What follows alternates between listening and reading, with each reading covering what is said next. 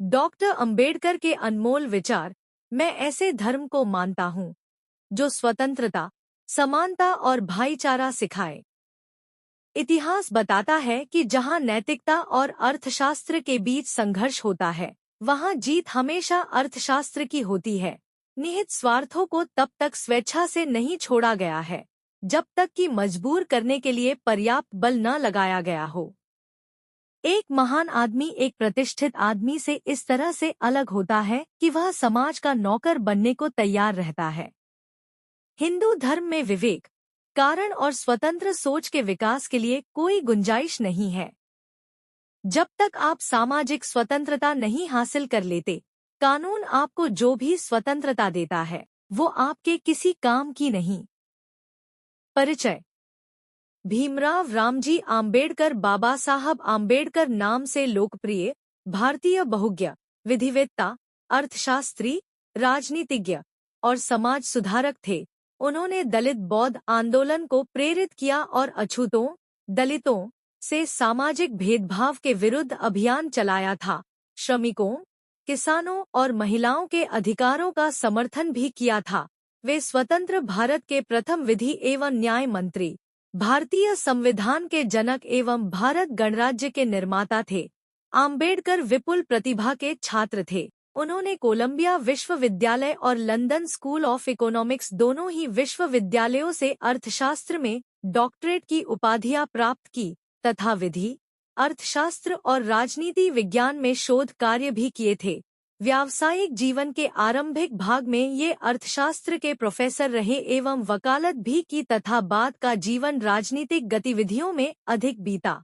तब भीमराव भारत की स्वतंत्रता के लिए प्रचार और चर्चाओं में शामिल हो गए और पत्रिकाओं को प्रकाशित करने, राजनीतिक अधिकारों की वकालत करने और दलितों के लिए सामाजिक स्वतंत्रता की वकालत और भारत के निर्माण में उनका महत्वपूर्ण योगदान रहा। 1956 में उन्होंने बौद्ध धर्म अपना लिया।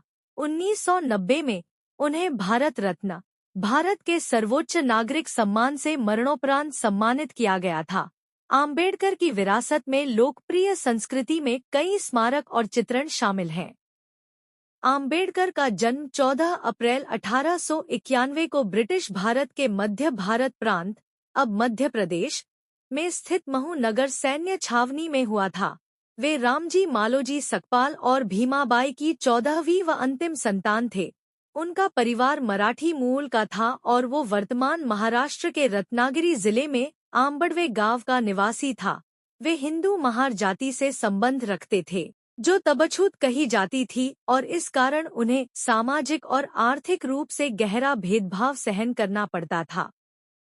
भीमराव आम्बेडकर के पूर्वज लंबे समय से ब्रिटिश ईस्ट इंडिया कंपनी की सेना में कार्यरत रहे थे और उनके पिता रामजी सकपाल भारतीय सेना की महू छावनी में सेवारत थे तथा यहाँ काम करते हुए वे सूबेदार के पद तक पहुँचे थे। उन्होंने मराठी और अंग्रेजी में औपचारिक शिक्षा प्राप्त की थी। अपनी जाति के कारण बालक भीम को सामाजिक प्रतिरोध का सामना करना पड़ रहा था। विद्यालय पढ़ाई में सक्षम होने के बावजूद छात्र भीमराव को छुआछूत के कारण अनेका प्रकार की कठिनाइयों का सामना करना पड़ता था। रामजी आम्बेडकर ने सन 1898 में जिजाबाई से पुनर्विवाह कर लिया। 7 नवंबर 1900 को रामजी सकपाल ने सातारा की गवर्नमेंट हाई स्कूल में अपने बेटे भीमराव का नाम भिवा रामजी अम्बावडेकर दर्ज कराया। भिवा उनके बचपन का नाम था।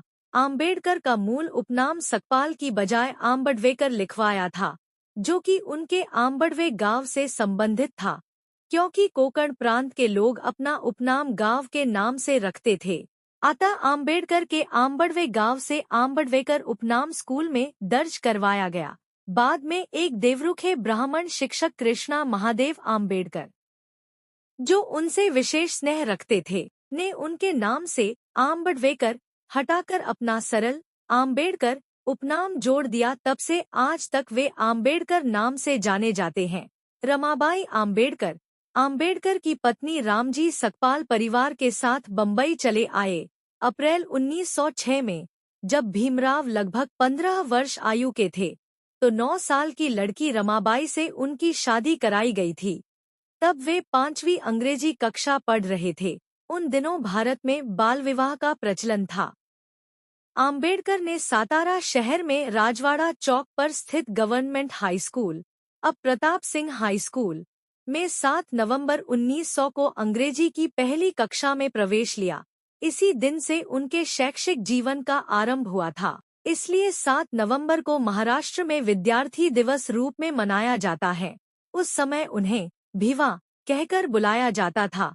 स्कूल में उस समय भिवा रामजी आम्बेडकर, यह उनका नाम उपस्थिति पंजिका में क्रमांक 1914 पर अंकित था। जब वे अंग्रेजी चौथी कक्षा की परीक्षा उत्तीर्ण हुए, तब क्योंकि यह अछूतों में असामान्य बात थी, इसलिए भीमराव की इस सफलता को अछूतों के बीच और सार्वजनिक समारोह में मनाया गया और उनके परिवार के मित्र एवं लेखक दादा केलुस्कर द्वारा खुद की लिखी बुद्ध की जीवनी उन्हें भेंट दी गई। इसे पढ़कर उन्होंने पहली बार गौतम बुद्ध व बौद्ध धर्म को जाना एवं उनकी शिक्षा से प्रभावित हुए। 1897 में आम्बेडकर का परिवार मुंबई चला गया, जहां उन्होंने एल्फिंस्टोन रोड पर स्थित गवर्नमेंट हाई स्कूल में आगे की शिक्षा प्राप्त की। बॉम्बे विश्वविद्यालय में स्नातक अध्ययन एक छात्र के रूप में आम्बेडकर 1907 में उन्होंने अपनी मैट्रिक परीक्षा उत्तीर्ण की और अगले वर्ष उन्होंने एल्फिंस्टन कॉलेज में प्रवेश किया, जो कि बॉम्बे विश्वविद्यालय से संबद्ध था। इस स्तर पर शिक्षा प्राप्त करने वाले अपने समुदाय से वे पहले व्यक्ति थे। 1912 तक उन्होंने बॉम्बे विश्वविद्यालय से अर्थशास्त्र और राजनीतिक विज्ञान में कला स्नातक BA प्राप्त की और बड़ौदा राज्य सरकार के साथ काम करने लगे। उनकी पत्नी ने अभी अपने नए परिवार को स्थानांतरित कर दिया था और काम शुरू किया जब उन्हें अपने बीमार पिता को देखने के लिए मुंबई वापस लौटना पड़ा, जिनका 2 फरवरी 1913 को निधन हो गया। 1913 में आम्बेडकर 22 साल की आयु में संयुक्त राज्य अमेरिका चले गए, जहां उन्हें सयाजीराव गायकवाड़ तृतीय, बड़ौदा के गायकवाड़ द्वारा स्थापित एक योजना के तहत न्यूयॉर्क शहर स्थित कोलंबिया विश्वविद्यालय में स्नातकोत्तर शिक्षा के अवसर प्रदान करने के लिए 3 साल के लिए $11.50 प्रति माह बड़ौदा राज्य की छात्रवृत्ति प्रदान की गई थी। वहां पहुंचने के तुरंत बाद वे लिविंगस्टन हॉल में पारसी मित्र नवल भतेना के साथ बस गए। जून 1915 में उन्होंने अपनी कला स्नातकोत्तर MA परीक्षा पास की, जिसमें अर्थशास्त्र प्रमुख विषय और समाजशास्त्र, इतिहास, दर्शन शास्त्र और मानव विज्ञान यह अन्य विषय थे। उन्होंने स्नातकोत्तर के लिए एशियंट इंडियंस कॉमर्स, प्राचीन भारतीय वाणिज्य विषय पर शोध कार्य प्रस्तुत किया। आम्बेडकर जॉन डेवी और लोकतंत्र पर उनके काम से प्रभावित थे। 1916 में उन्हें अपना दूसरा शोध कार्य national dividend of India, A historic and analytical study के लिए दूसरी कला स्नातकोत्तर प्रदान की गई और अंततः उन्होंने लंदन की राह ली। 1916 में अपने तीसरे शोध कार्य evolution of provincial finance in British India के लिए अर्थशास्त्र में PhD प्राप्त की। अपने शोध कार्य को प्रकाशित करने के बाद 1927 में अधिकृत रूप से PhD प्रदान की गई। 9 मई को उन्होंने मानव विज्ञानी अलेक्जेंडर गोल्डनवेजर द्वारा आयोजित एक सेमिनार में भारत में जातियां, उनकी प्रणाली, उत्पत्ति और विकास नामक एक शोध पत्र प्रस्तुत किया, जो उनका पहला प्रकाशित पत्र था। 3 वर्ष तक की अवधि के लिए मिली हुई छात्रवृत्ति का उपयोग उन्होंने केवल 2 वर्षों में अमेरिका में पाठ्यक्रम पूरा करने में किया और 1916 में वे लंदन गए। अक्टूबर 1916 में ये लंदन चले गए और वहां उन्होंने ग्रेज इन में बैरिस्टर कोर्स, विधि अध्ययन के लिए प्रवेश लिया और साथ ही लंदन स्कूल ऑफ इकोनॉमिक्स में भी प्रवेश लिया, जहां उन्होंने अर्थशास्त्र की डॉक्टरेट थीसिस पर काम करना शुरू किया। जून 1917 में विवश होकर उन्हें अपना अध्ययन अस्थायी तौर पर बीच में ही छोड़कर भारत लौट आए, क्योंकि बड़ौदा राज्य से उनकी छात्रवृत्ति समाप्त हो गई थी। लौटते समय उनके पुस्तक संग्रह को उस जहाज से अलग जहाज पर भेजा गया था, जिसे जर्मन पनडुब्बी के टारपीडो द्वारा डुबो दिया गया। ये प्रथम विश्व युद्ध का काल था। उन्हें 4 साल के भीतर अपने थीसिस के लिए लंदन लौटने की अनुमति मिली। बड़ौदा राज्य के सेना सचिव के रूप में काम करते हुए अपने जीवन में अचानक फिर से आए भेदभाव से डॉ भीमराव अंबेडकर निराश हो गए और अपनी नौकरी छोड़ एक निजी ट्यूटर और लेखाकार के रूप में काम करने लगे। यहाँ तक कि उन्होंने अपना परामर्श व्यवसाय भी आरंभ किया जो उनकी सामाजिक स्थिति के कारण विफल रहा। अपने एक अंग्रेज जानकार मुंबई के पूर्व राज्यपाल लॉर्ड सिडनेम के कारण उन्हें मुंबई के Sydenham college of commerce and economics में राजनीतिक अर्थव्यवस्था के प्रोफेसर के रूप में नौकरी मिल गई। 1920 में कोल्हापुर के शाहू महाराज अपने पारसी मित्र के सहयोग और कुछ निजी बचत के सहयोग से वो एक बार फिर से इंग्लैंड वापस जाने में सफल हो पाए तथा 1921 में विज्ञान स्नातकोत्तर MSc प्राप्त की। 1922 में उन्हें ग्रेज इन ने बैरिस्टरेट लॉज डिग्री प्रदान की और उन्हें ब्रिटिश बार में बैरिस्टर के रूप में प्रवेश मिल गया। 1923 में उन्होंने अर्थशास्त्र में DSc डॉक्टर ऑफ साइंस उपाधि प्राप्त की। उनकी thesis the problem of the rupee, its origin and it's solution, रुपए की समस्या, इसकी उत्पत्ति और इसका समाधान पर थी। लंदन का अध्ययन पूर्ण कर भारत वापस लौटते हुए भीमराव अंबेडकर 3 महीने जर्मनी में रुके, जहां उन्होंने अपना अर्थशास्त्र का अध्ययन बॉन विश्वविद्यालय में जारी रखा, किंतु समय की कमी से वे विश्वविद्यालय में अधिक नहीं ठहर सके। उनकी तीसरी और चौथी डॉक्टरेट्स LLD कोलंबिया विश्वविद्यालय 1952 और D.Litt उस्मानिया विश्वविद्यालय 1953 सम्मानित उपाधियां थी। दलितों और अन्य धार्मिक समुदायों के लिए पृथक निर्वाचिका और आरक्षण देने की वकालत की। 1920 में बम्बई से उन्होंने साप्ताहिक मूकनायक के प्रकाशन की शुरुआत की। यह प्रकाशन शीघ्र ही पाठकों में लोकप्रिय हो गया। तब अंबेडकर ने इसका प्रयोग रूढ़िवादी हिंदू राजनेताओं व जातीय भेदभाव से लड़ने के प्रति भारतीय राजनैतिक समुदाय की अनिच्छा की आलोचना करने के लिए किया।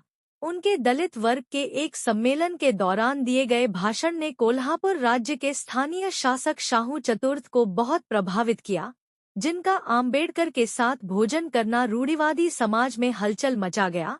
बॉम्बे हाई कोर्ट में विधि का अभ्यास करते हुए उन्होंने अछूतों की शिक्षा को बढ़ावा देने और उन्हें ऊपर उठाने के प्रयास किए।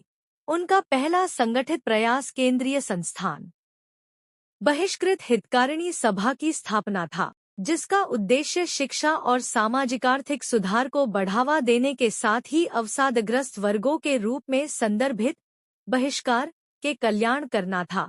दलित अधिकारों की रक्षा के लिए उन्होंने मूकनायक, बहिष्कृत भारत, समता, प्रबुद्ध भारत और जनता जैसी 5 पत्रिकाएं निकालीं।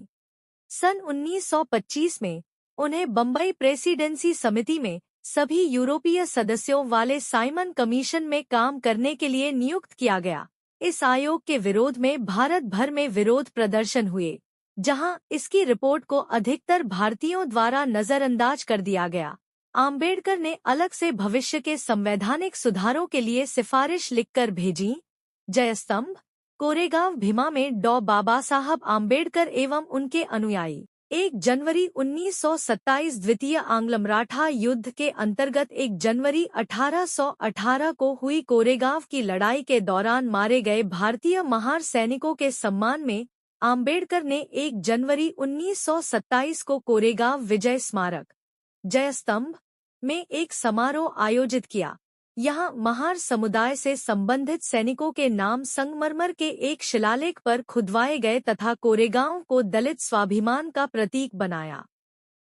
सन 1927 तक डॉ आम्बेडकर ने छुआछूत के विरुद्ध एक व्यापक एवं सक्रिय आंदोलन आरंभ करने का निर्णय किया। उन्होंने सार्वजनिक आंदोलनों, सत्याग्रहों और जुलूसों के द्वारा पेयजल के सार्वजनिक संसाधन समाज के सभी वर्गों के लिए खुलवाने के साथ ही उन्होंने अछूतों को भी हिंदू मंदिरों में प्रवेश करने का अधिकार दिलाने के लिए संघर्ष किया। उन्होंने महाड शहर में अछूत समुदाय को भी शहर की चवदार तालाब से पानी लेने का अधिकार दिलाने के लिए सत्याग्रह चलाया। 1927 के अंत में सम्मेलन में आम्बेडकर ने जाति भेदभाव और छुआछूत को वैचारिक रूप से न्यायसंगत बनाने के लिए प्राचीन हिंदू पाठ मनुस्मृति, जिसके कई पद खुलकर जातीय भेदभाव व जातिवाद का समर्थन करते हैं, की सार्वजनिक रूप से निंदा की और उन्होंने औपचारिक रूप से प्राचीन पाठ की प्रतियां जलाईं। 25 दिसंबर 1927 को उन्होंने हजारों अनुयायियों के नेतृत्व में मनुस्मृति की प्रतियों को जलाया। इसकी स्मृति में प्रतिवर्ष 25 दिसंबर को मनुस्मृति दहन दिवस के रूप में आम्बेडकरवादियों और हिंदू दलितों द्वारा मनाया जाता है। 1930 में आम्बेडकर ने 3 महीने की तैयारी के बाद कालाराम मंदिर सत्याग्रह शुरू किया। कालाराम मंदिर आंदोलन में लगभग 15,000 स्वयंसेवक इकट्ठे हुए, जिससे नासिक की सबसे बड़ी प्रक्रियाएं हुईं। जुलूस का नेतृत्व एक सैन्य बैंड ने किया था। स्काउट्स का एक बैच, महिलाएं और पुरुष पहली बार भगवान को देखने के लिए अनुशासन, आदेश और दृढ़ संकल्प में चले गए थे। जब वे द्वार तक पहुंचे तो द्वार ब्राह्मण अधिकारियों द्वारा बंद कर दिए गए। अब तक भीमराव आम्बेडकर आज तक की सबसे बड़ी अछूत राजनीतिक हस्ती बन चुके थे। उन्होंने मुख्यधारा के महत्वपूर्ण राजनीतिक दलों की जाति व्यवस्था के उन्मूलन के प्रति उनकी कथित उदासीनता की कटु आलोचना की। आम्बेडकर ने भारतीय राष्ट्रीय कांग्रेस और उसके नेता महात्मा गांधी की भी आलोचना की। उन्होंने उन पर अछूत समुदाय को एक करुणा की वस्तु के रूप में प्रस्तुत करने का आरोप लगाया। आम्बेडकर ब्रिटिश शासन की विफलताओं से भी असंतुष्ट थे। उन्होंने अछूत समुदाय के लिए एक ऐसी अलग राजनीतिक पहचान की वकालत की जिसमें कांग्रेस और ब्रिटिश दोनों की ही कोई दखल न हो। लंदन में 8 अगस्त 1930 को एक शोषित वर्ग के सम्मेलन यानी प्रथम गोलमेज सम्मेलन के दौरान आम्बेडकर ने अपनी राजनीतिक दृष्टि को दुनिया के सामने रखा, जिसके अनुसार शोषित वर्ग की सुरक्षा उसके सरकार और कांग्रेस दोनों से स्वतंत्र होने में है। हमें अपना रास्ता स्वयं बनाना होगा और स्वयं राजनीतिक शक्ति शोषितों की समस्याओं का निवारण नहीं हो सकती। उनका उद्धार समाज में उनका उचित स्थान पाने में निहित है। उनको अपना रहने का बुरा तरीका बदलना होगा। उनको शिक्षित होना चाहिए। एक बड़ी आवश्यकता उनकी हीनता की भावना को झकझोरने और उनके अंदर उस दैवीय असंतोष की स्थापना करने की है जो सभी ऊंचाइयों का स्रोत है। आम्बेडकर ने कांग्रेस और गांधी द्वारा चलाए गए नमक सत्याग्रह की आलोचना की। उनकी अछूत समुदाय में बढ़ती लोकप्रियता और जन समर्थन के चलते उनको 1931 में लंदन में होने वाले दूसरे गोलमेज सम्मेलन में भी भाग लेने के लिए आमंत्रित किया गया। वहां उनकी अछूतों को पृथक निर्वाचिका देने के मुद्दे पर गांधी से तीखी बहस हुई, किंतु ब्रिडो आम्बेडकर के विचारों के साथ सहमत हुए। धर्म और जाति के आधार पर पृथक निर्वाचिका देने के प्रबल विरोधी गांधी ने आशंका जताई कि अछूतों को दी गई पृथक निर्वाचिका हिंदू समाज को विभाजित कर देगी। गांधी को लगता था कि सवर्णों को छुआछूत भुलाने के लिए उनके हृदय परिवर्तन के कुछ अवधि दी जानी चाहिए, किंतु यह तर्क गलत सिद्ध हुआ जब सवर्णों हिंदुओं द्वारा पूना संधि के कई दशकों बाद भी छुआछूत का नियमित पालन होता रहा। 24 सितंबर 1932 को यरवदा केंद्रीय कारागार में M.R. जयकर, तेज बहादुर व डॉ आम्बेडकर 1932 में जब ब्रिटिशों ने आम्बेडकर के विचारों के साथ सहमति व्यक्त करते हुए अछूतों को पृथक निर्वाचिका देने की घोषणा की। कम्युनल अवार्ड की घोषणा गोलमेज सम्मेलन में हुए विचार विमर्श का ही परिणाम था। इस समझौते के तहत आम्बेडकर द्वारा उठाई गई राजनैतिक प्रतिनिधित्व की मांग को मानते हुए पृथक निर्वाचिका में दलित वर्ग को 2 वोटों का अधिकार प्रदान किया गया। इसके अंतर्गत एक वोट से दलित अपना प्रतिनिधि चुन सकते थे व दूसरी वोट से सामान्य वर्ग का प्रतिनिधि चुनने की आजादी थी। इस प्रकार दलित प्रतिनिधि केवल दलितों की ही वोट से चुना जाना था। इस प्रावधान से अब दलित प्रतिनिधि को चुनने में सामान्य वर्ग का कोई दखल शेष नहीं रहा था, लेकिन वहीं दलित वर्ग अपनी दूसरी वोट का इस्तेमाल करते हुए सामान्य वर्ग के प्रतिनिधि को चुनने से अपनी भूमिका निभा सकता था। ऐसी स्थिति में दलितों द्वारा चुना गया दलित उम्मीदवार दलितों की समस्या को अच्छी तरह से तो रख सकता था, किंतु गैर उम्मीदवार के लिए यह जरूरी नहीं था कि उनकी समस्याओं के समाधान का प्रयास भी करता। गांधी इस समय पूना की येरवड़ा जेल में थे। कम्युनल अवार्ड की घोषणा होते ही गांधी ने पहले तो प्रधानमंत्री को पत्र लिखकर इसे बदलवाने की मांग की, लेकिन जब उनको लगा कि उनकी मांग पर कोई अमल नहीं किया जा रहा है तो उन्होंने मरण व्रत रखने की घोषणा कर दी। तभी आम्बेडकर ने कहा कि यदि गांधी देश की स्वतंत्रता के लिए यह व्रत रखता तो अच्छा होता, लेकिन उन्होंने दलित लोगों के विरोध में यह व्रत रखा है, जो बेहद अफसोसजनक है। जबकि भारतीय ईसाइयों, मुसलमानों और सिखों को मिले इसी पृथक निर्वाचन के अधिकार को लेकर गांधी की ओर से कोई आपत्ति नहीं आई। उन्होंने यह भी कहा कि गांधी कोई अमर व्यक्ति नहीं है। भारत में न जाने कितने ऐसे लोगों ने जन्म लिया और चले गए। आम्बेडकर ने कहा कि गांधी की जान बचाने के लिए वह दलितों के हितों का त्याग नहीं कर सकते। अब मरण व्रत के कारण गांधी की तबीयत लगातार बिगड़ रही थी। गांधी के प्राणों पर भारी संकट आन पड़ा और पूरा हिंदू समाज आम्बेडकर का विरोधी बन गया। देश में बढ़ते दबाव को देख आम्बेडकर 24 सितंबर 1932 को शाम 5 बजे येरवड़ा जेल पहुंचे। यहां गांधी और आम्बेडकर के बीच समझौता हुआ, जो बाद में पूना पैक्ट के नाम से जाना गया। इस समझौते में आम्बेडकर ने दलितों को कम्युनल अवार्ड में मिले पृथक निर्वाचन के अधिकार को छोड़ने की घोषणा की, लेकिन इसके साथ ही कम्युनल अवार्ड से मिली 78 आरक्षित सीटों की बजाय पूना पैक्ट में आरक्षित सीटों की संख्या बढ़ाकर 148 करवा ली। इसके साथ ही अछूत लोगों के लिए प्रत्येक प्रांत में शिक्षा अनुदान में पर्याप्त राशि नियत करवाई और सरकारी नौकरियों से बिना किसी भेदभाव के दलित वर्ग के लोगों की भर्ती को सुनिश्चित किया और इस तरह से आम्बेडकर ने महात्मा गांधी की जान बचाई। आम्बेडकर इस समझौते से असमाधानी थे। उन्होंने गांधी के इस अनशन को अछूतों को उनके राजनीतिक अधिकारों से वंचित करने और उन्हें उनकी मांग से पीछे हटने के लिए दबाव डालने के लिए गांधी द्वारा खेला गया एक नाटक करार दिया। 1942 में आम्बेडकर ने इस समझौते का धिक्कार किया। स्टेट ऑफ माइनॉरिटी इस ग्रंथ में भी पूना पैक्ट संबंधी नाराजगी व्यक्त की है। भारतीय रिपब्लिकन पार्टी द्वारा भी इससे पहले कई बार धिक्कार सभाएं हुई हैं। आम्बेडकर के दादा नाम मालोजी सकपाल था तथा का पिता नाम रामजी सकपाल और माता का नाम भीमाबाई थी। 1906 में आम्बेडकर जब 5 वर्ष के थे तब उनकी मां की मृत्यु हुई थी, इसलिए उन्हें बुआ मीराबाई संभाला था, जो उनके पिता की बड़ी बहन थी। मीराबाई के कहने पर रामजी ने जीजाबाई से पुनर्विवाह कर दिया ताकि बालक भीमराव को मां का प्यार मिल सके। प्रकाश, आनंदराज तथा भीमराव यह तीनों यशवंत आम्बेडकर के पुत्र हैं। आम्बेडकर जब 5वीं अंग्रेजी कक्षा पढ़ रहे थे तब उनकी शादी रमाबाई से हुई। रमाबाई और भीमराव को 5 बच्चे भी हुए, जिनमें 4 पुत्र यशवंत, रमेश, गंगाधर, राजरत्न और एक पुत्री इंदु थी। किंतु यशवंत को छोड़कर सभी संतानों की बचपन में ही मृत्यु हो गई थी। आम्बेडकर 3 महान व्यक्तियों को अपना गुरु मानते थे। उनके पहले गुरु थे तथागत गौतम बुद्ध, दूसरे थे संत कबीर और तीसरे गुरु थे महात्मा ज्योतिबा फुले। 13 अक्टूबर 1935 को आम्बेडकर को सरकारी लॉ कॉलेज का प्रधानाचार्य नियुक्त किया गया और इस पद पर उन्होंने 2 वर्ष तक कार्य किया। उन्होंने दिल्ली विश्वविद्यालय के रामजस कॉलेज के संस्थापक श्री राय केदारनाथ की मृत्यु के बाद इस कॉलेज के गवर्निंग बॉडी के अध्यक्ष के रूप में भी कार्य किया। 49 आम्बेडकर बम्बई, अब मुंबई में बस गए।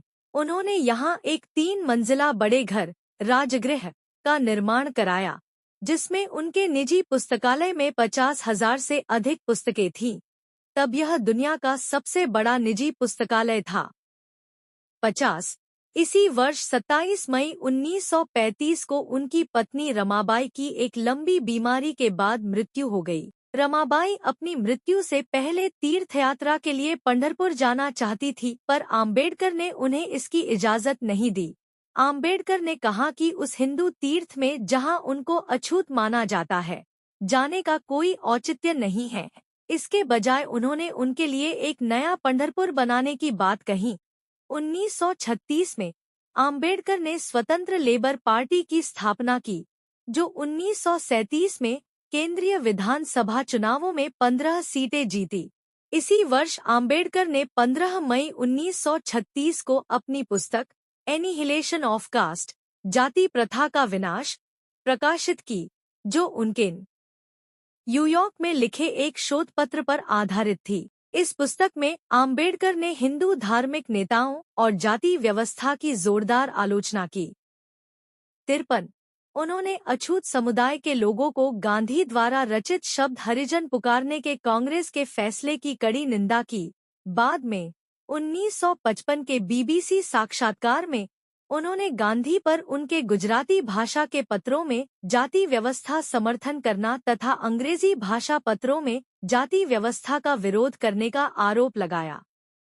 आम्बेडकर ने रक्षा सलाहकार समिति और वाइसराय की कार्यकारी परिषद के लिए सन 1942 से 1946 दौरान श्रम मंत्री के रूप में सेवारत रहे।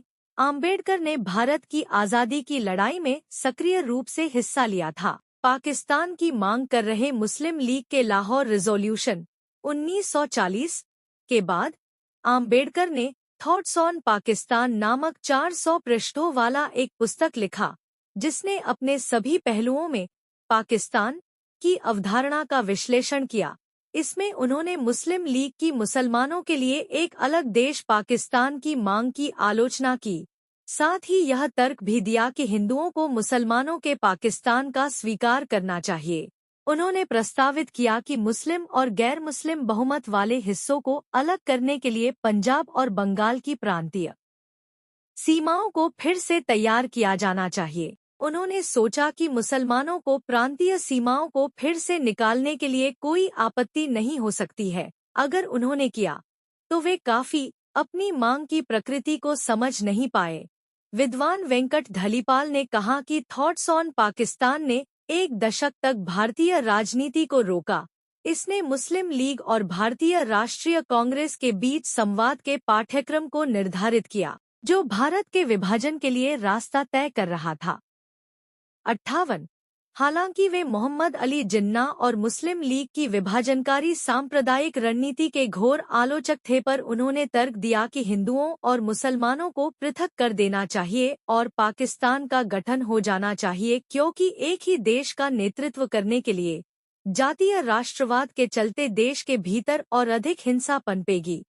उन्होंने हिंदू और मुसलमानों के सांप्रदायिक विभाजन के बारे में अपने विचार के पक्ष में ऑटोमन साम्राज्य और चेकोस्लोवाकिया के विघटन जैसी ऐतिहासिक घटनाओं का उल्लेख किया। उन्होंने पूछा कि क्या पाकिस्तान की स्थापना के लिए पर्याप्त कारण मौजूद थे, और सुझाव दिया कि हिंदू और मुसलमानों के बीच के मतभेद एक कम कठोर कदम से भी मिटाना संभव हो सकता था। उन्होंने लिखा है कि पाकिस्तान को अपने अस्तित्व का औचित्य सिद्ध करना चाहिए। कनाडा जैसे देशों में भी सांप्रदायिक मुद्दे हमेशा से रहे हैं, पर आज भी अंग्रेज और फ्रांसीसी एक साथ रहते हैं, तो क्या हिंदू और मुसलमान भी साथ नहीं रह सकते? उन्होंने चेताया कि दो देश बनाने के समाधान का वास्तविक क्रियान्वयन अत्यंत कठिनाई भरा होगा। विशाल जनसंख्या के स्थानांतरण के साथ सीमा विवाद की समस्या भी रहेगी। भारत की स्वतंत्रता के बाद होने वाली हिंसा को ध्यान में रखकर की गई यह भविष्यवाणी सही थी। What Congress and Gandhi have done to the untouchables? Congress और गांधी ने अछूतों के लिए क्या किया? इस किताब के साथ आम्बेडकर ने गांधी और कांग्रेस दोनों पर अपने हमलों को तीखा कर दिया। उन्होंने उन पर ढोंग करने का आरोप लगाया। आम्बेडकर ने अपनी राजनीतिक पार्टी को अखिल भारतीय अनुसूचित जाति फेडरेशन, शेड्यूल्ड कास्ट फेडरेशन में बदलते देखा। हालांकि 1946 में आयोजित भारत के संविधान सभा के लिए हुए चुनाव में खराब प्रदर्शन किया। बाद में वह बंगाल, जहां मुस्लिम लीग सत्ता में थी, वहां से संविधान सभा में चुने गए थे। 61 आम्बेडकर ने बॉम्बे उत्तर में 1952 के पहले भारतीय आम चुनाव में चुनाव लड़ा, लेकिन उनके पूर्व सहायक और कांग्रेस पार्टी के उम्मीदवार नारायण काजोलकर से हार गए। आम्बेडकर राज्यसभा का सदस्य बन गए। शायद एक नियुक्त सदस्य। उन्होंने भंडारा से 1954 के उपचुनाव में फिर से लोकसभा में प्रवेश करने की कोशिश की, लेकिन वे तीसरे स्थान पर रहे। कांग्रेस पार्टी जीती। 1957 में दूसरे आम चुनाव के समय तक आम्बेडकर की निर्वाण मृत्यु हो गया था। उन्होंने अपनी पुस्तक हु वर द शूद्रास, शूद्र कौन थे, के द्वारा हिंदू जाति व्यवस्था के पदानुक्रम में सबसे नीची जाति यानी शूद्रों के अस्तित्व में आने की व्याख्या की। उन्होंने इस बात पर भी जोर दिया कि किस तरह से अतिशूद्र, अछूत, शूद्रों से अलग हैं। 1948 में हूँ वेर द शूद्रास की उत्तरकथा the untouchables, a thesis on the origin of untouchability, अछूत, छुआछूत के मूल पर एक शोध में आम्बेडकर ने हिंदू धर्म को लताड़ा। हिंदू सभ्यता, जो मानवता को दास बनाने और उसका दमन करने की एक क्रूर युक्ति है, और इसका उचित नाम बदनामी होगा। एक सभ्यता के बारे में और क्या कहा जा सकता है जिसने लोगों के एक बहुत बड़े वर्ग को विकसित किया, जिसे एक मानव से हीन समझा गया और जिसका स्पर्श मात्र प्रदूषण फैलाने का पर्याप्त कारण है। आम्बेडकर दक्षिण एशिया के इस्लाम की रीतियों के भी बड़े आलोचक थे। उन्होंने भारत विभाजन का तो पक्ष लिया, पर मुस्लिमों में व्याप्त बाल विवाह की प्रथा और महिलाओं के साथ होने वाले दुर्व्यवहार की घोर निंदा की। उन्होंने कहा, बहुविवाह और रखेल रखने के दुष्परिणाम शब्दों में व्यक्त नहीं किए जा सकते, जो विशेष रूप से एक मुस्लिम महिला के दुख के स्रोत हैं। जाति व्यवस्था को ही लें, हर कोई कहता है कि इस्लाम गुलामी और जाति से मुक्त होना चाहिए, जबकि गुलामी अस्तित्व में है और इसे इस्लाम और इस्लामी देशों से समर्थन मिला है, जबकि कुरान में निहित गुलामों के न्याय और मानवीय उपचार के बारे में पैगंबर द्वारा किए गए नुस्खे प्रशंसनीय हैं। इस्लाम में ऐसा कुछ भी नहीं है जो इस अभिशाप के उन्मूलन का समर्थन करता हो। अगर गुलामी खत्म भी हो जाए पर फिर भी मुसलमानों के बीच जाति व्यवस्था रह जाएगी। उन्होंने लिखा कि मुस्लिम समाज में तो हिंदू समाज से भी कहीं अधिक सामाजिक बुराइयां हैं और मुसलमान उन्हें भाईचारे जैसे नरम शब्दों के प्रयोग से छुपाते हैं। उन्होंने मुसलमानों द्वारा अर्जल वर्गों के खिलाफ भेदभाव, जिन्हें निचले दर्जे का माना जाता था, के साथ ही मुस्लिम समाज में महिलाओं के उत्पीड़न की दमनकारी पर्दा प्रथा की भी आलोचना की। उन्होंने कहा, हालांकि पर्दा हिंदुओं में भी होता है, पर उसे धार्मिक मान्यता केवल मुसलमानों ने दी है। उन्होंने इस्लाम में कट्टरता की आलोचना की, जिसके कारण इस्लाम की नातियों का अक्षरश अनुपालन की बद्धता के कारण समाज बहुत कट्टर हो गया है और उसे को बदलना बहुत मुश्किल हो गया है। उन्होंने आगे लिखा कि भारतीय मुसलमान अपने समाज का सुधार करने में विफल रहे हैं, जबकि इसके विपरीत तुर्की जैसे देशों ने अपने आप को बहुत बदल लिया है। सांप्रदायिकता से पीड़ित हिंदुओं और मुसलमानों दोनों समूहों ने सामाजिक न्याय की मांग की उपेक्षा की है। 10 से 12 साल हिंदू धर्म के अंतर्गत रहते हुए बाबा साहब आम्बेडकर ने हिंदू धर्म तथा हिंदू समाज को सुधारने, समता तथा सम्मान प्राप्त करने के लिए तमाम प्रयत्न किए, परंतु सवर्ण हिंदुओं का हृदय परिवर्तन न हुआ। उल्टे उन्हें निंदित किया गया और हिंदू धर्म विनाशक तक कहा गया। उसे के बाद उन्होंने कहा था कि हमने हिंदू समाज में समानता का स्तर प्राप्त करने के लिए हर तरह के प्रयत्न और सत्याग्रह किए, परंतु सब निरर्थक सिद्ध हुए। हिंदू समाज में समानता के लिए कोई स्थान नहीं है। हिंदू समाज का यह कहना था कि मनुष्य धर्म के लिए है, जबकि आम्बेडकर का मानना था कि धर्म मनुष्य के लिए है। आम्बेडकर ने कहा कि ऐसे धर्म का कोई मतलब नहीं जिसमें मनुष्यता का कुछ भी मूल्य नहीं, जो अपने ही धर्म के अनुयायियों अछूतों को धर्म शिक्षा प्राप्त नहीं करने देता, नौकरी करने में बाधा पहुंचाता है, बात बात पर अपमानित करता है और यहाँ तक कि पानी तक नहीं मिलने देता। ऐसे धर्म में रहने का कोई मतलब नहीं। आम्बेडकर ने हिंदू धर्म त्यागने की घोषणा किसी भी प्रकार की दुश्मनी व हिंदू धर्म के विनाश के लिए नहीं की थी, बल्कि उन्होंने इसका फैसला कुछ मौलिक सिद्धांतों को लेकर किया जिनका हिंदू धर्म में बिल्कुल तालमेल नहीं था। गांधी व कांग्रेस की कटु आलोचना के बावजूद आम्बेडकर की प्रतिष्ठा एक अद्वितीय विद्वान और विधिवेत्ता की थी, जिसके कारण जब 15 अगस्त 1947 में भारत की स्वतंत्रता के बाद कांग्रेस के नेतृत्व वाली नई सरकार अस्तित्व में आई तो उसने आम्बेडकर को देश के पहले कानून एवं न्याय मंत्री के रूप में सेवा करने के लिए आमंत्रित किया, जिसे उन्होंने स्वीकार कर लिया। 29 अगस्त 1947 को आम्बेडकर को स्वतंत्र भारत के नए संविधान की रचना के लिए बनी संविधान की मसौदा समिति के अध्यक्ष पद पर नियुक्त किया गया। इस कार्य में आम्बेडकर का शुरुआती बौद्ध संघ रीतियों और अन्य बौद्ध ग्रंथों का अध्ययन भी काम आया। ग्रैनविले ऑस्टिन ने पहला और सबसे महत्वपूर्ण सामाजिक दस्तावेज के रूप में आम्बेडकर द्वारा तैयार भारतीय संविधान का वर्णन किया। भारत के अधिकांश संवैधानिक प्रावधान या तो सामाजिक क्रांति के उद्देश्य को आगे बढ़ाने या इसकी उपलब्धि के लिए जरूरी स्थितियों की स्थापना करके इस क्रांति को बढ़ावा देने के प्रयास में सीधे पहुंचे हैं। आम्बेडकर द्वारा तैयार किए गए संविधान के पाठ में व्यक्तिगत नागरिकों के लिए नागरिक स्वतंत्रता की एक विस्तृत श्रृंखला के लिए संवैधानिक गारंटी और सुरक्षा प्रदान की गई है, जिसमें धर्म की आज़ादी, छुआछूत को खत्म करना और भेदभाव के सभी रूपों का उल्लंघन करना शामिल है। आम्बेडकर ने महिलाओं के लिए व्यापक आर्थिक और सामाजिक अधिकारों के लिए तर्क दिया और अनुसूचित जातियों एससी और अनुसूचित जनजातियों एसटी और अन्य पिछड़ा वर्ग ओबीसी के सदस्यों के लिए नागरिक सेवाओं, स्कूलों और कॉलेजों में नौकरियों के आरक्षण की व्यवस्था शुरू करने के लिए असेंबली का समर्थन जीता, जो कि सकारात्मक कार्रवाई थी। भारत के सांसदों ने इन उपायों के माध्यम से भारत की निराशाजनक कक्षाओं के लिए सामाजिक-आर्थिक असमानताओं और अवसरों की कमी को खत्म करने की उम्मीद की। संविधान सभा द्वारा 26 नवंबर 1949 को संविधान अपनाया गया था। अपने काम को पूरा करने के बाद बोलते हुए आम्बेडकर ने कहा, महसूस करता हूं कि संविधान साध्य, काम करने लायक है। यह लचीला है पर साथ ही यह इतना मजबूत भी है कि देश को शांति और युद्ध दोनों के समय जोड़ कर रख सके।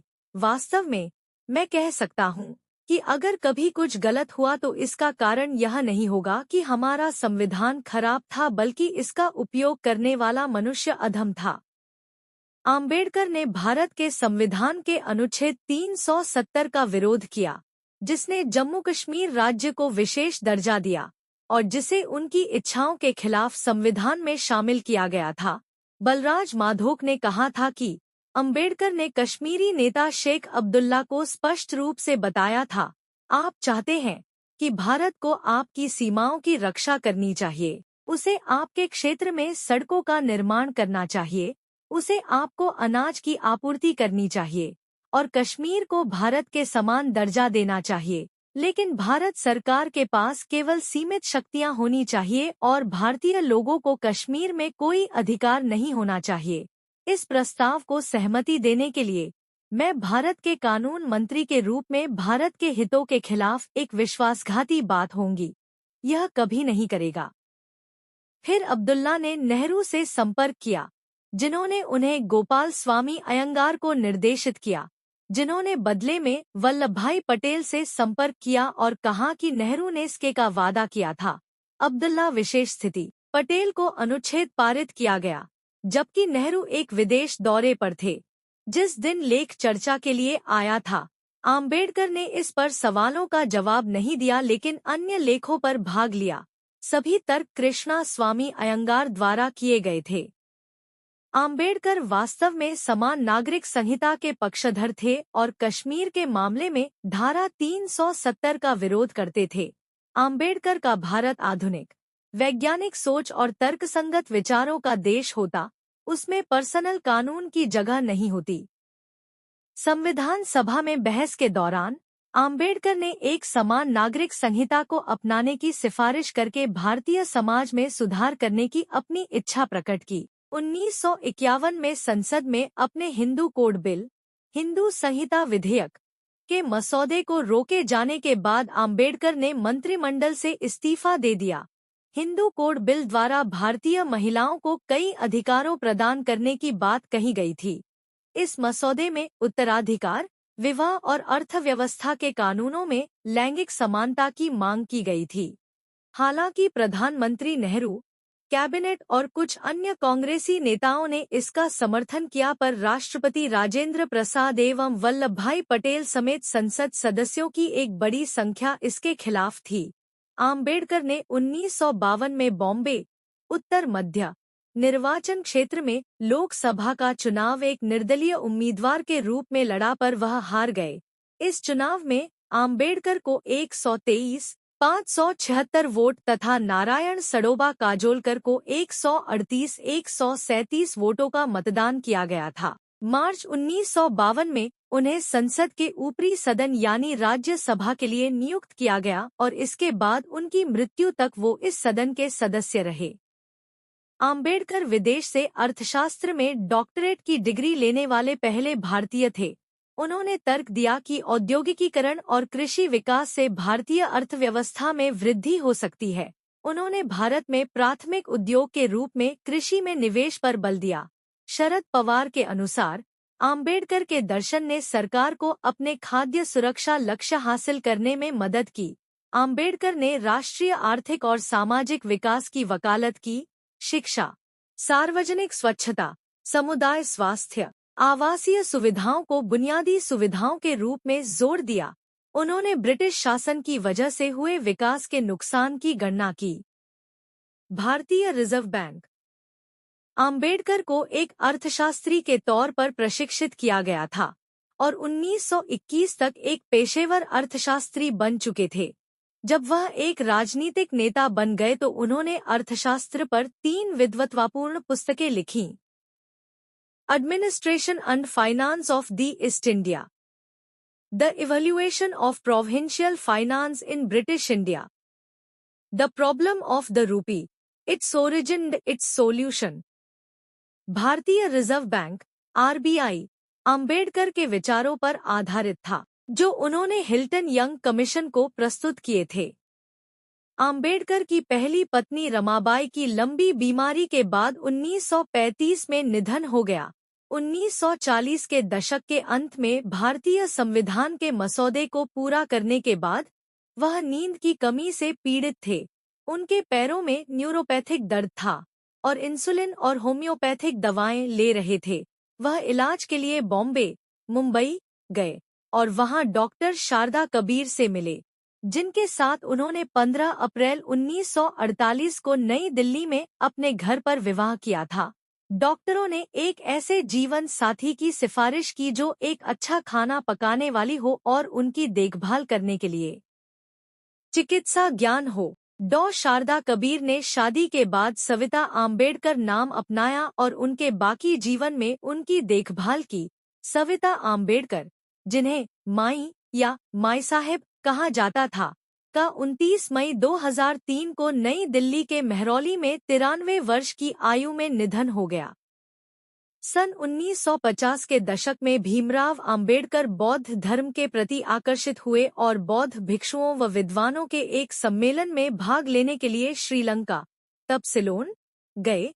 पुणे के पास एक नया बौद्ध विहार को समर्पित करते हुए डॉ आम्बेडकर ने घोषणा की कि वे बौद्ध धर्म पर एक पुस्तक लिख रहे हैं और जैसे ही यह समाप्त होगी वो औपचारिक रूप से बौद्ध धर्म अपना लेंगे। 1954 में आम्बेडकर ने म्यांमार का 2 बार दौरा किया। दूसरी बार वो रंगून में तीसरे विश्व बौद्ध फेलोशिप के सम्मेलन में भाग लेने के लिए गए। 1955 में उन्होंने भारतीय बौद्ध महासभा यानी बुद्धिस्ट सोसाइटी ऑफ इंडिया की स्थापना की। उन्होंने अपने अंतिम प्रसिद्ध ग्रंथ द बुद्ध एंड हिज धम्म को 1956 में पूरा किया। यह उनकी मृत्यु के पश्चात सन 1957 में प्रकाशित हुआ। इस ग्रंथ की प्रस्तावना में आम्बेडकर ने लिखा है कि मैं बुद्ध के धम्म को सबसे अच्छा मानता हूँ। इससे किसी धर्म की तुलना नहीं की जा सकती है।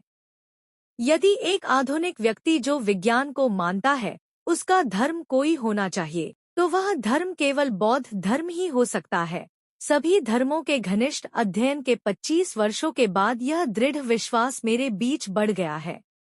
14 अक्टूबर 1956 को नागपुर शहर में डॉ भीमराव आम्बेडकर ने खुद और उनके समर्थकों के लिए एक औपचारिक सार्वजनिक धर्मांतरण समारोह का आयोजन किया। प्रथम डॉ आम्बेडकर ने अपनी पत्नी सविता एवं कुछ सहयोगियों के साथ भिक्षु महास्थवीर चंद्रमणि द्वारा पारंपरिक तरीके से त्रिरत्न और पंचशील को अपनाते हुए बौद्ध धर्म ग्रहण किया। इसके बाद उन्होंने अपने 5 लाख अनुयायियों को त्रिरत्न, पंचशील और 22 प्रतिज्ञाएं देते हुए नव्यान बौद्ध धर्म में परिवर्तित किया। वे देवताओं के संजाल को तोड़कर एक ऐसे मुक्त मनुष्य की कल्पना कर रहे थे जो धार्मिक तो हो लेकिन गैर बराबरी को जीवन मूल्य न माने।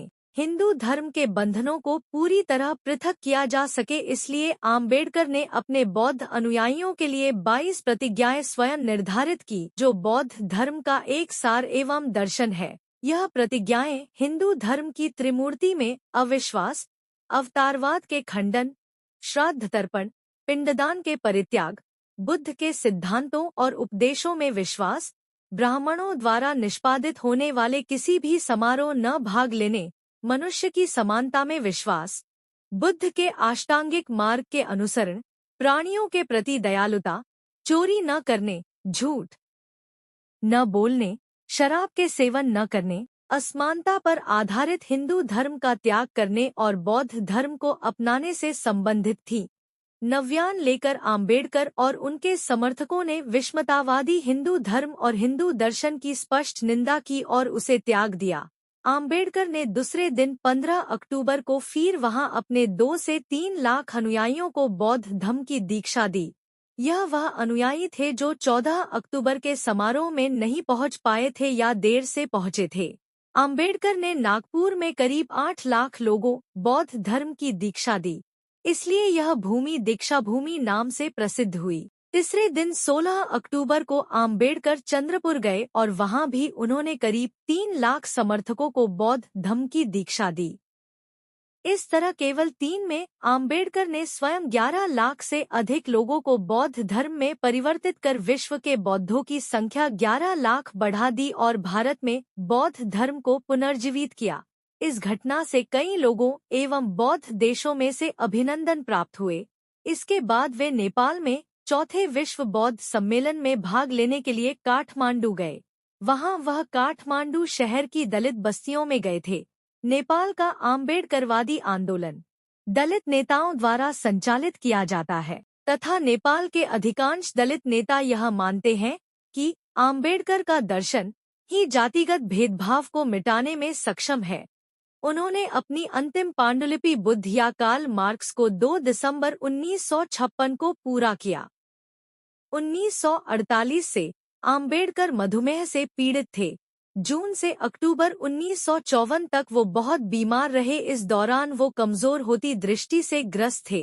राजनीतिक मुद्दों से परेशान आम्बेडकर का स्वास्थ्य बद से बदतर होता चला गया और 1955 के दौरान किए गए लगातार काम ने उन्हें तोड़ कर रख दिया। अपनी अंतिम पांडुलिपि भगवान बुद्ध और उनका धम्म को पूरा करने के 3 दिन के बाद 6 दिसंबर 1956 को आम्बेडकर का महापरिनिर्वाण नींद में दिल्ली में उनके घर में हो गया।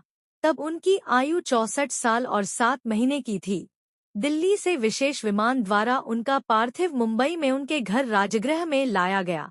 7 दिसंबर को मुंबई में दादर चौपाटी समुद्र तट पर बौद्ध शैली में अंतिम संस्कार किया गया, जिसमें उनके लाखों समर्थकों, कार्यकर्ताओं और प्रशंसकों ने भाग लिया। उनके अंतिम संस्कार के समय उनके पार्थिव को साक्षी रखकर उनके 10 लाख से अधिक अनुयायियों ने भदंत आनंद कौशल्यायन द्वारा बौद्ध धर्म की दीक्षा ली थी। क्योंकि आम्बेडकर ने 16 दिसंबर 1956 को मुंबई में एक बौद्ध धर्मांतरण कार्यक्रम आयोजित किया था।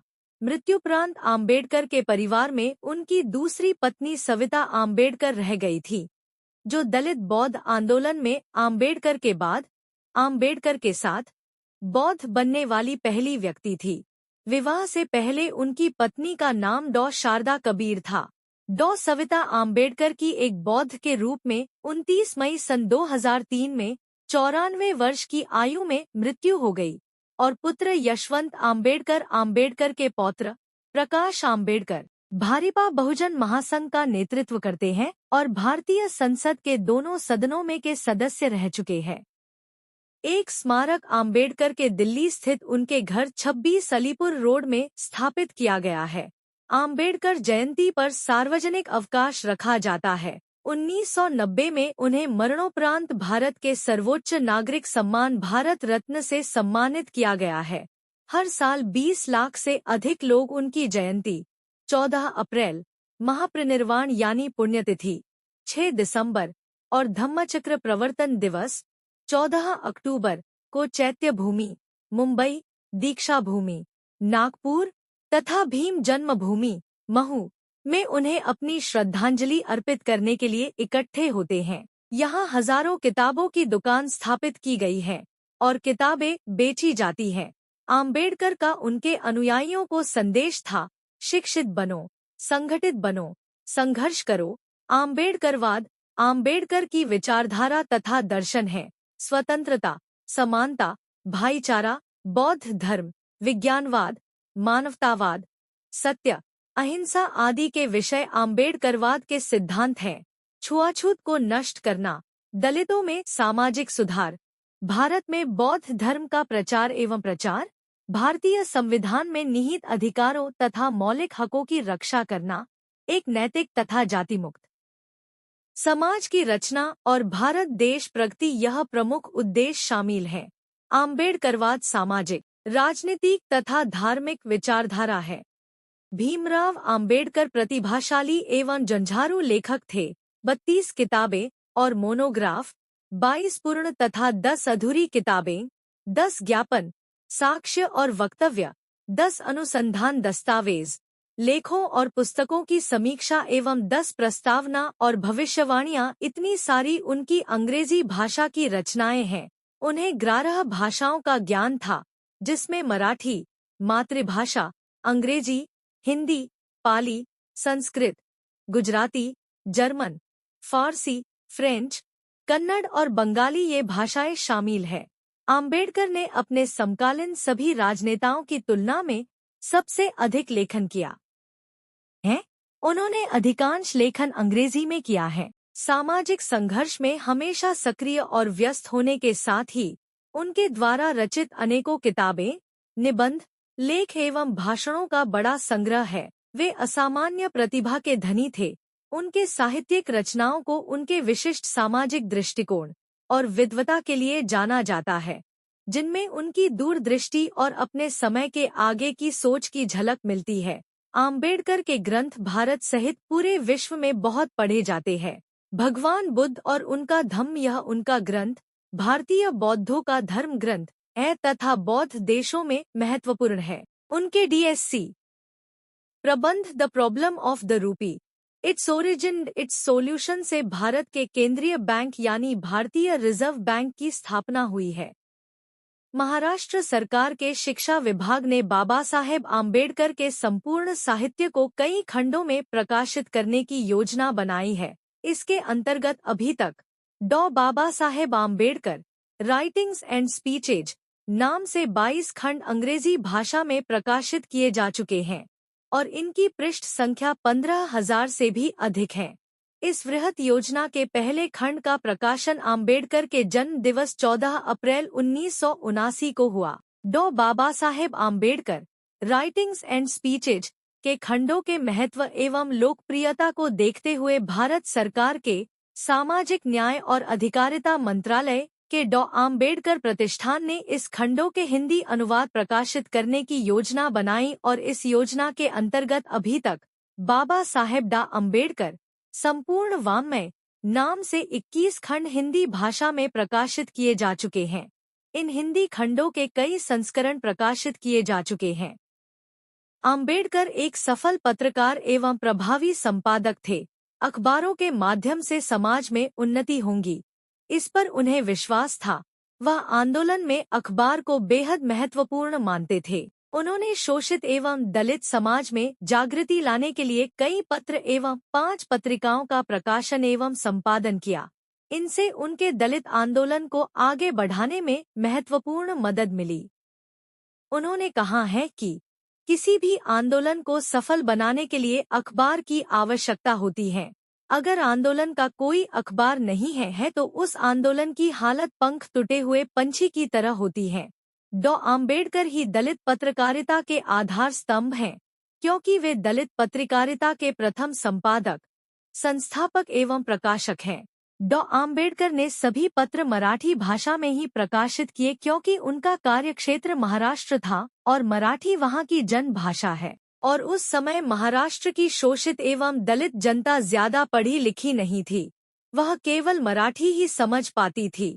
कई दशकों तक उन्होंने 5 मराठी पत्रिकाओं का संपादन किया था, जिसमें मुखनायक 1920, जनता 1930, बहिष्कृत भारत 1927, समता 1928 एवं प्रबुद्ध भारत 1956 सम्मिलित हैं।